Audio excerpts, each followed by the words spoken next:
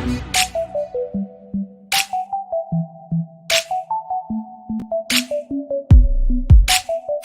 guys, I'm so happy you're here. Let's talk about building this legacy. Yes. So today, well, as you know, my name is Afua Jones. I am a nationwide board certified credit consultant.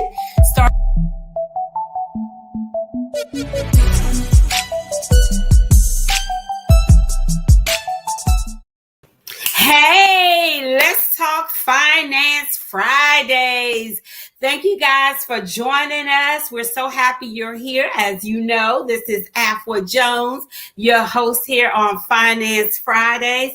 So we've heard you guys loud and clear, and we want to jump right into it. We have a distinguished guest for you this evening. We're going to be bringing on Mr. Thomas Harrelson to talk to us about the PPP program and the EIDL program. So if you don't know anything about how you can possibly access some money and some information on how do you qualify and how to get after these funds, this is the show that you want to tune into.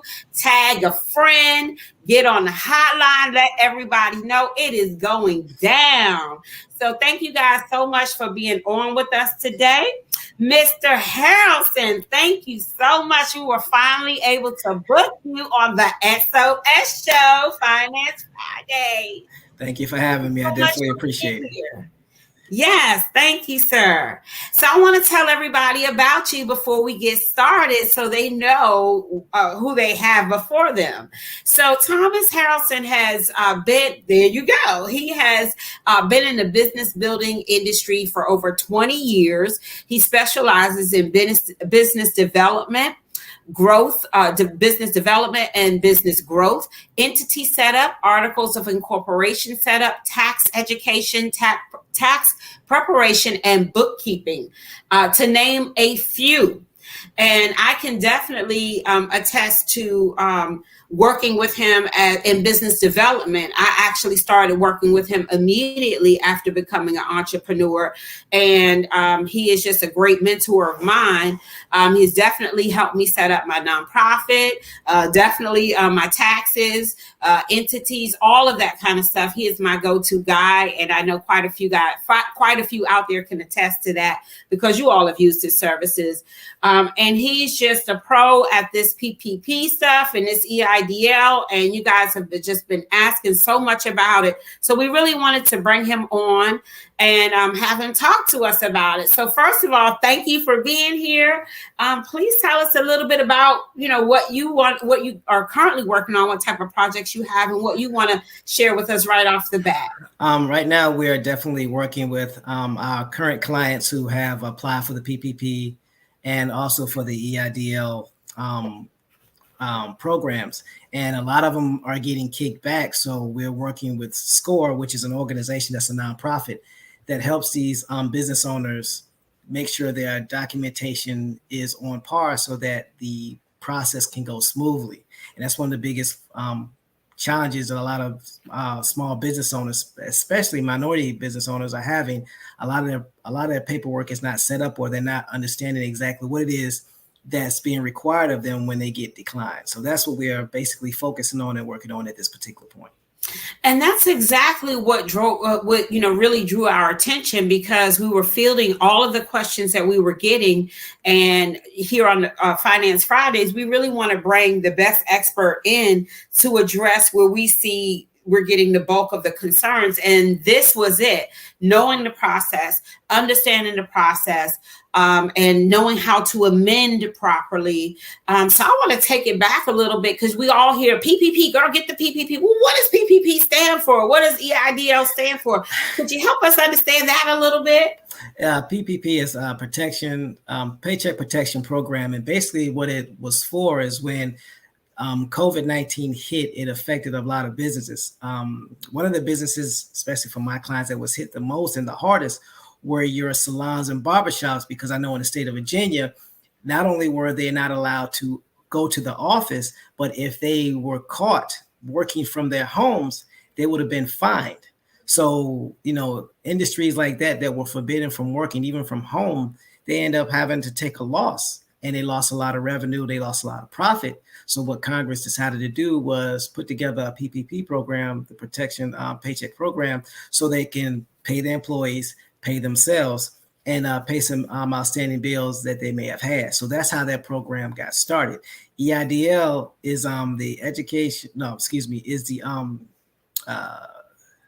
the Economic Injury Disaster Loan. And basically that's just an extension or another branch or another version of the PPP, and it covered everything that the EIDL does. I mean, everything that the PPP does not cover, like your rent, like your utilities, any expenses that your business would acquire, even down to your what they call COGS, cost of goods and services, like the things that you pay for that help your business run. Like for instance, I own an accounting firm. That software costs money, so I have to pay an annual fee for that software. Well, if my company was experiencing financial hardship due to COVID, I still got to pay that bill in order to take care of my current clients. So it allows for things of that nature. And, true to form, true to how we introduced you with education, just the fact that, you took the time to explain it. You took the time to understand the parameters around it and how to move and amend within it. This is why we really like to connect our audience with this type of information, because it's not just, okay, how do I get it? But, what is it for? How do I function within it?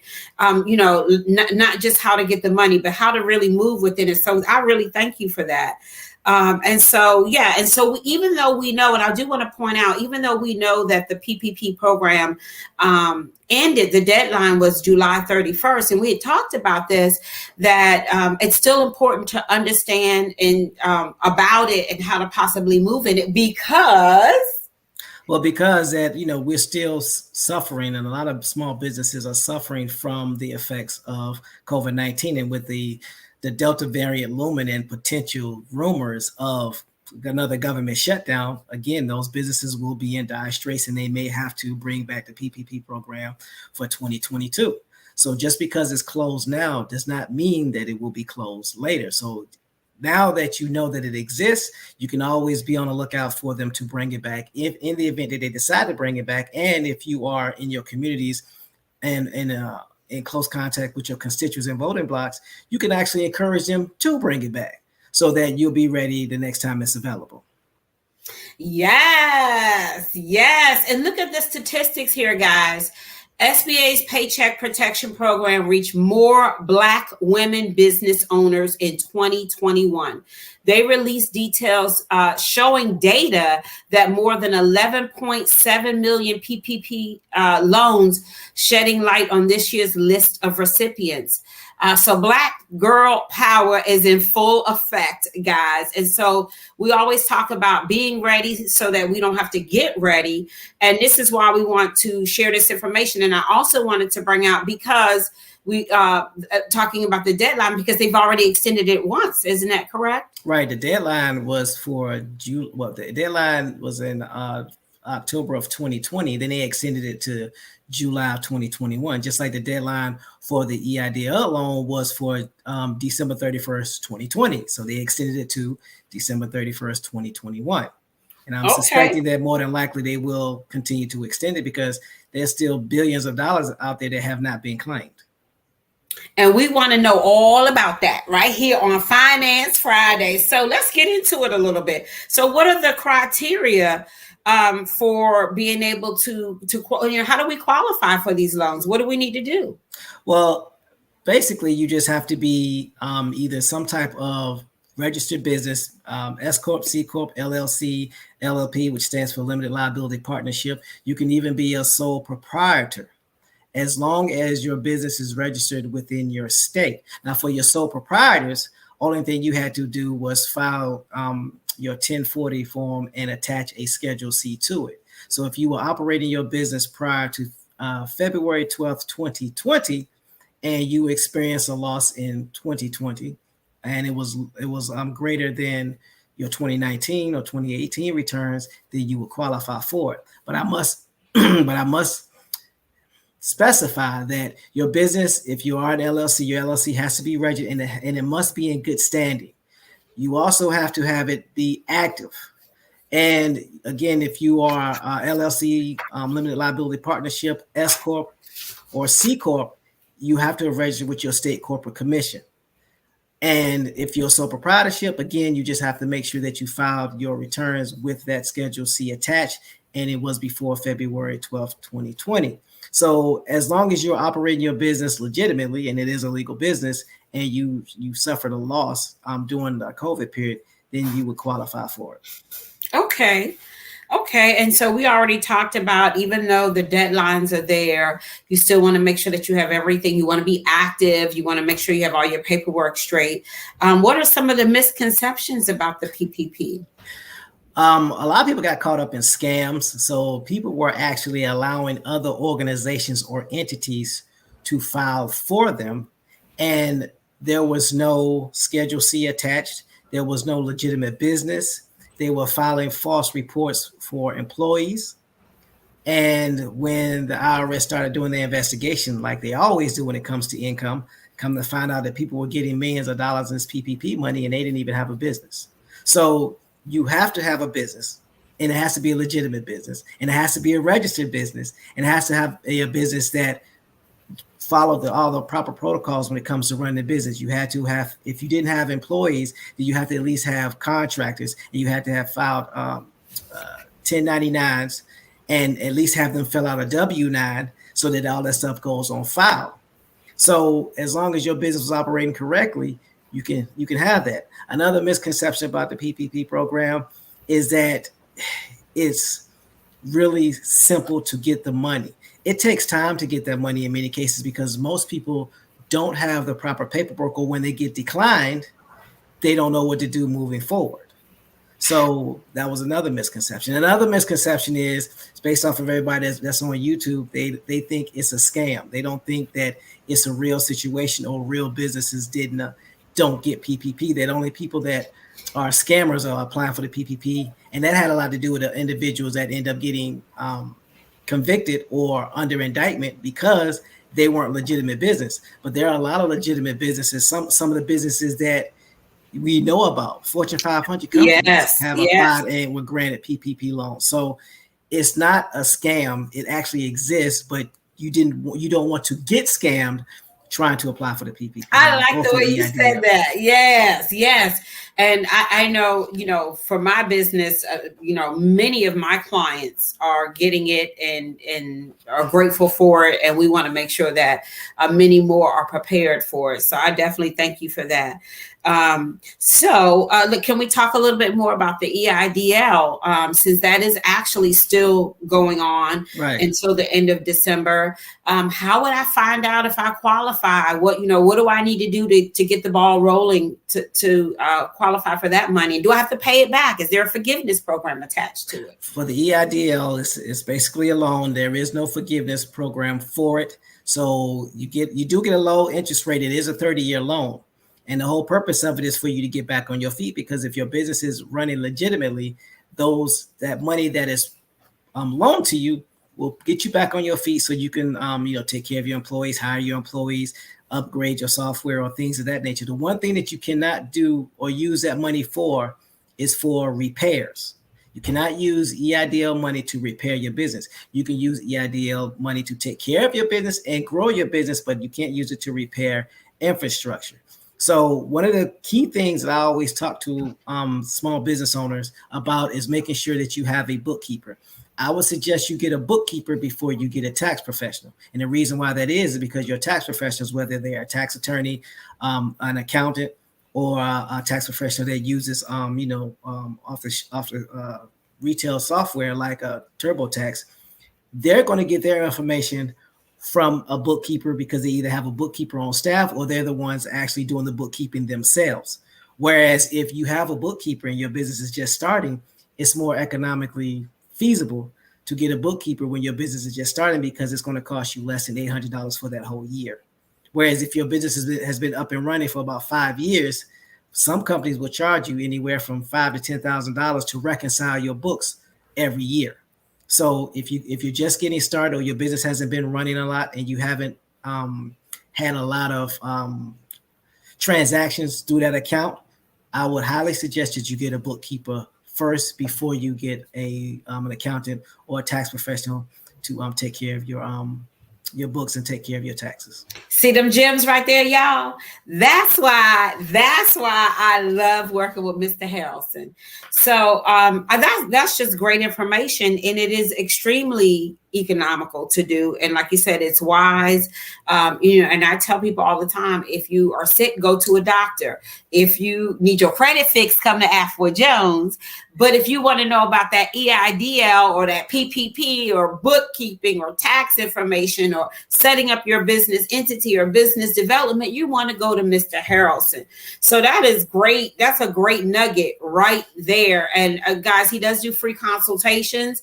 You can definitely inbox us if you need some more information on how to contact him.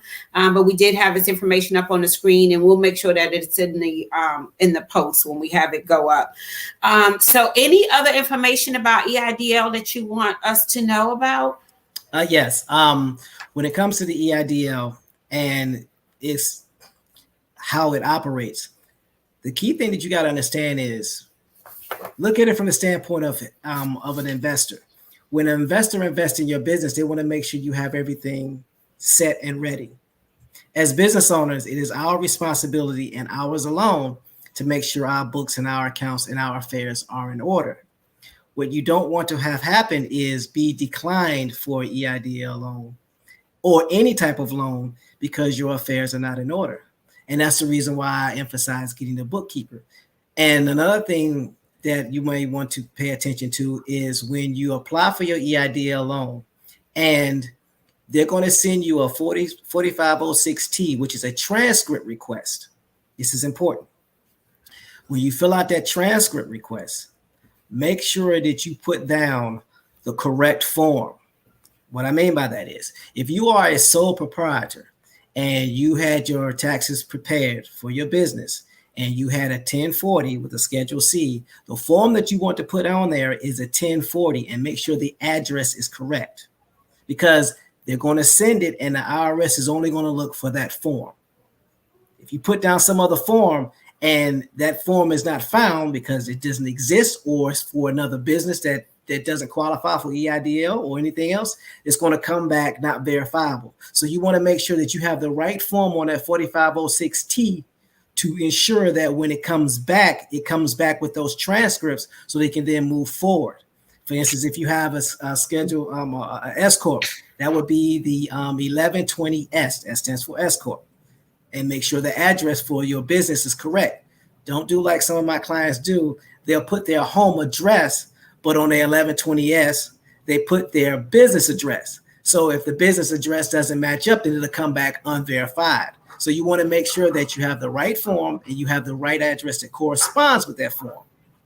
I'm so glad you said that. We talk about that when we talk about business credit all the time, about how everything needs to match. And this is just yet another example of how when we're separating our personal finances from our business, we need to make sure everything is matching and we're doing everything. And the thing that one thing that I often hear from people is, oh, I didn't know I could change that. Everything is amendable.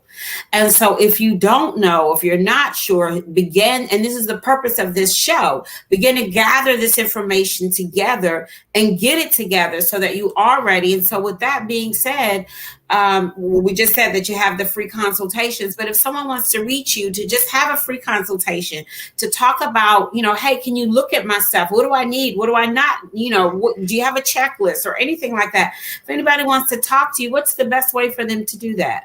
The best way to reach me is through my website, www.mytmhglobal.com. That's www.mytmhglobal.com. Or you can call our office number or text our office number at 703-829-7277. Again, that's 703-829-7277. You get a quicker response if you text. Yes, you do. And we'll make sure that information is up. And so I just really want to thank you just for, everything that you've done for me personally and professionally, how I've just, you just really have helped me with my learning curve as it pertains to just stepping into entrepreneurship and business development. And really, guys, it just kind of goes beyond this. I hope that this show inspires you to think about that nonprofit that you talked about.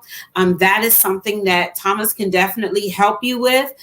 So don't hesitate to reach out for a consultation about that, because there's so much money out there under bringing, your passion to action and, being part of the bigger picture and helping those in your community and getting paid to do so.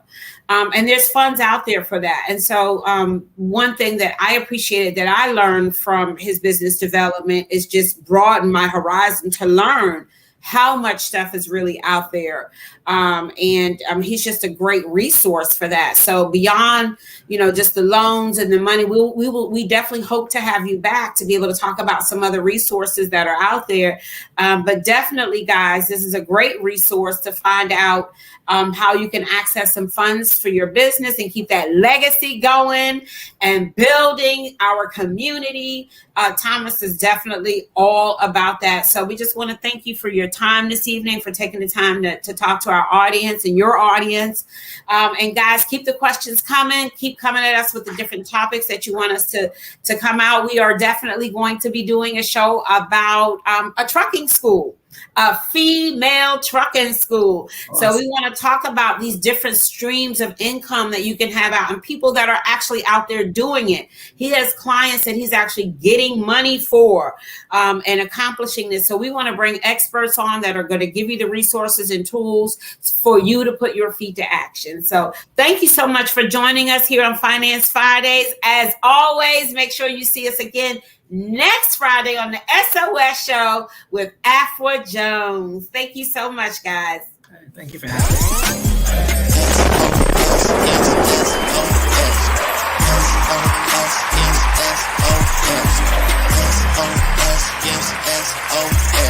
I know they gon' remember me, 'cause I'm gon' leave a legacy.